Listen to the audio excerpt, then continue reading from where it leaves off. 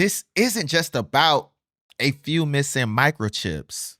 Recent defense data reveals a staggering vulnerability. Roughly 78% of the entire US military arsenal relies on Chinese controlled critical minerals. That is over 87,000 components across 1,900 weapon systems. From the 4,600 kilograms of rare earths required to build a single Virginia-class submarine to the guidance systems of our most advanced missiles. The assembly lines of American military might are effectively at the mercy of China's export policy. To understand how we got here, we have to look at two very different strategies for global dominance. For decades, the United States focused on building the ultimate end product. We spent trillions developing the world's most advanced weapons. $100 million F-35 stealth jets, Virginia-class submarines, and precision missiles. But while Washington was obsessed with high-tech hardware, China was quietly buying up the foundation it all stands on. Starting in the 1980s, China executed a patient, ruthless strategy. They didn't just mine the ore, they mastered the highly toxic, complex process of refining it. Today, China controls a staggering 90% of global rare earth processing and 100% of heavy rare earth refining. The contrast is chilling. America built the most advanced military in human history, but China built the toll booth.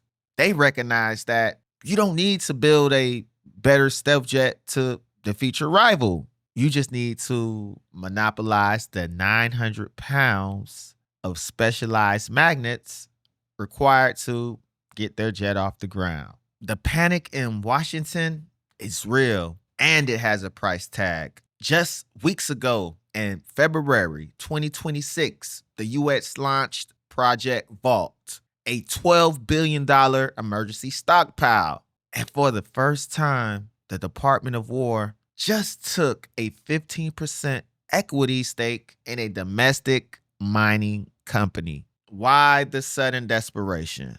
Because late last year, China changed the rules of global trade. They enacted new export controls that targeted any foreign product containing even 0.10% of Chinese sourced rare earths.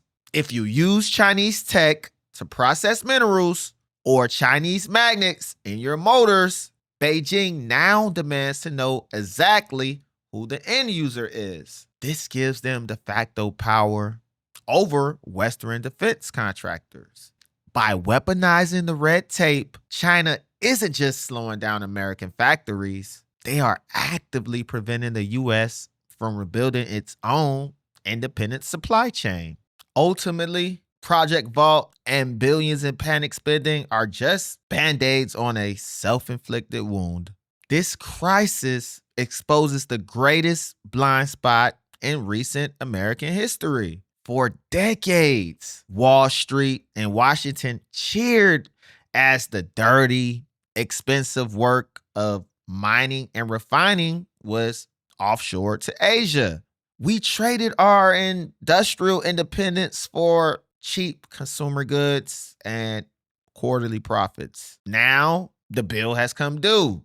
You cannot maintain a global military empire if your biggest geopolitical rival controls the raw materials required to build your weapons. The next great war might not be won with stealth jets or aircraft carriers. It might be won by the nation that controls the dirt those machines are built from.